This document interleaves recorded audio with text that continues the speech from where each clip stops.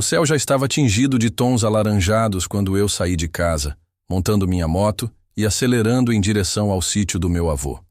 O plano era simples: um fim de semana tranquilo, longe da cidade, curtindo o rio e o bom papo dos meus avós. A estrada de terra cortava os campos verdejantes e o vento fresco tornava a viagem agradável. Enquanto ajustava o espelho da moto, olhei para o relógio no pulso. Já estava perto da noite. Mal ergui os olhos e vi um caminhão vindo rápido demais na minha direção. Meu coração disparou. Puxei a moto para a direita, sentindo o pneu deslizar na terra solta. O caminhão passou a centímetros de mim. Respirei fundo, tentando acalmar o peito. Encostei a moto e tomei um gole de água. Preciso chegar antes que escureça.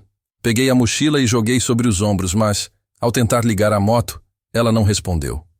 Tentei mais algumas vezes, mas nada. Suspirei irritado. Logo agora, teria que empurrá-la até um posto ou mecânico.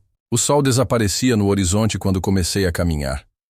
Ouvi o ronco de um motor atrás de mim e virei para pedir ajuda. Um caminhão velho e enferrujado se aproximava. Levantei o braço fazendo sinal. Ele passou direto. Que estranho. Seus contornos começaram a se desfazer, como fumaça na escuridão. Meu sangue gelou.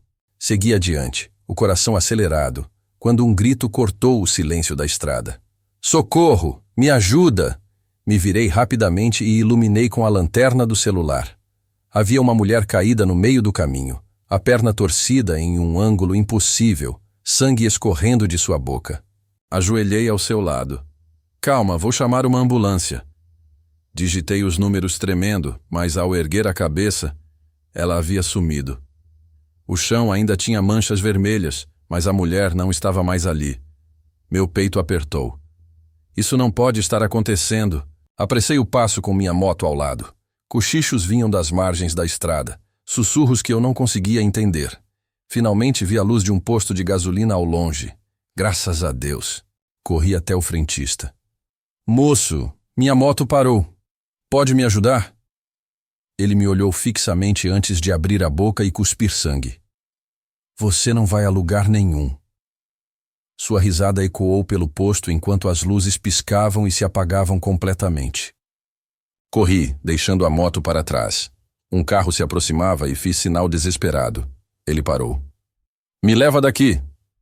Um homem dirigia e ao seu lado havia uma mulher. Entre sem pensar. O carro seguiu pela estrada e eu tentava recuperar o fôlego. Essa noite está estranha. Preciso chegar logo ao sítio. O motorista olhou pelo retrovisor e disse calmamente: Essa estrada tem histórias. Todos os fantasmas que aparecem por aqui são de quem morreu nessa região. A mulher virou-se para mim. Relaxa. Fantasmas não podem ferir os vivos. Mas é muito raro ver um vivo por aqui à noite. Meu peito apertou ao notar os rostos pálidos deles. Havia buracos pequenos na testa de ambos.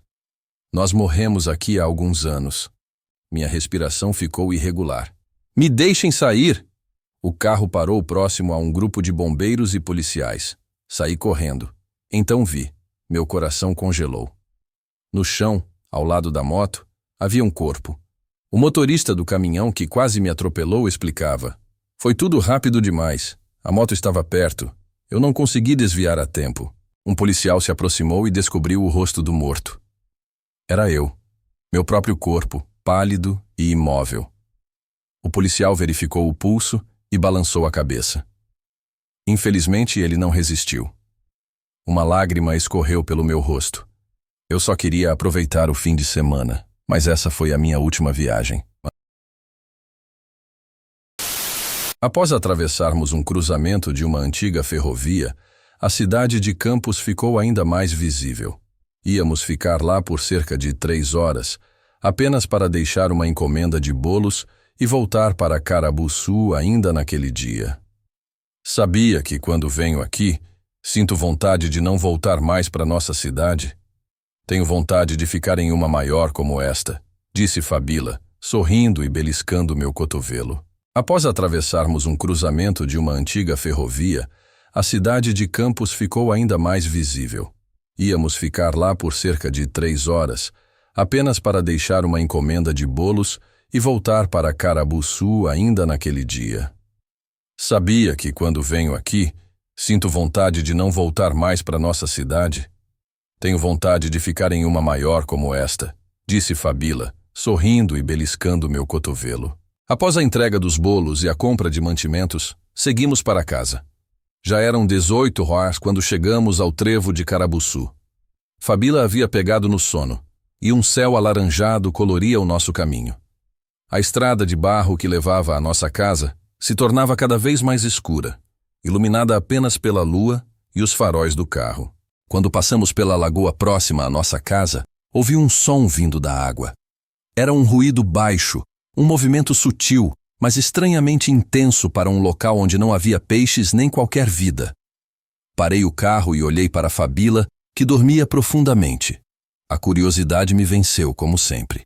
Desci do veículo e fui em direção à lagoa. O ar estava frio e úmido. A água era escura, e a superfície refletia uma luz suave e sobrenatural.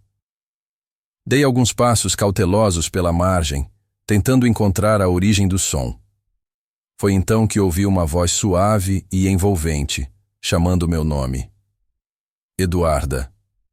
Virei-me rapidamente, sentindo meu coração disparar. Diante de mim, uma figura emergia lentamente da água. Uma mulher de beleza hipnotizante, com cabelos negros que caíam em cachos longos e volumosos. Sua pele brilhava como se houvesse pequenas partículas luminosas sobre seu corpo. Ela sorriu e sua voz me atingiu como um feitiço. Sempre vejo você passar por aqui. Queria muito te conhecer. Eu estava paralisada. Havia algo nela que prendia minha atenção de forma irresistível. Não era medo, mas um magnetismo profundo.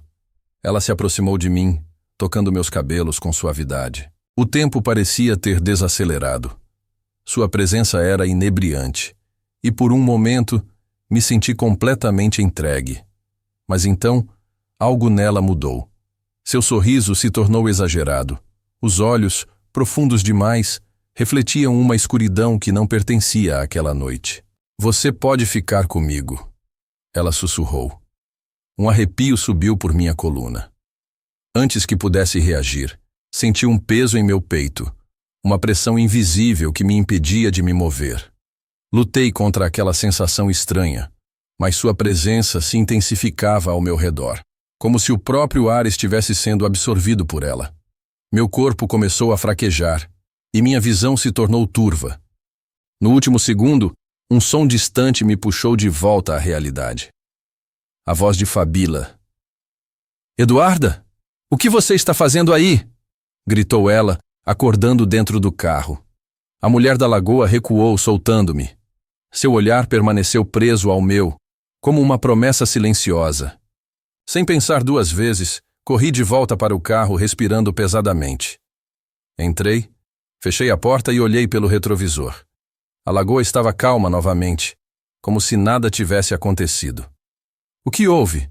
Você está pálida, disse Fabíola, me encarando com preocupação. Olhei para a estrada sem responder. O carro acelerou e deixamos a lagoa para trás. Mas naquele instante, soube que algo havia mudado. Naquela noite, deitada ao lado de Fabíola, ouvi meu nome sussurrado pelo vento. E soube que a mulher da lagoa ainda me observava.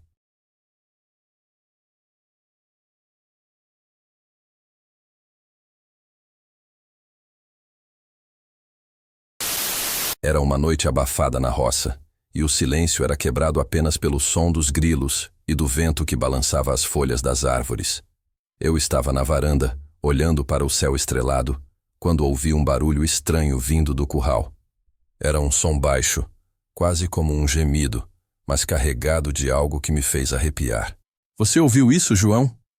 Perguntei ao meu irmão, que estava sentado ao meu lado, afiando uma faca. Ouvi sim.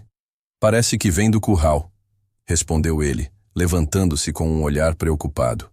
Pegamos uma lanterna e seguimos em direção ao curral. O caminho era escuro, e a luz da lanterna parecia ser engolida pela escuridão ao nosso redor. O som ficou mais alto à medida que nos aproximávamos, e meu coração começou a bater mais rápido. Quando chegamos ao curral, encontramos o portão aberto. Isso era estranho, pois eu tinha certeza de que o havia trancado mais cedo. João apontou a lanterna para dentro, e o que vimos nos deixou sem palavras. Um dos bois estava deitado no chão, imóvel. Não havia sinais de luta, mas algo estava errado.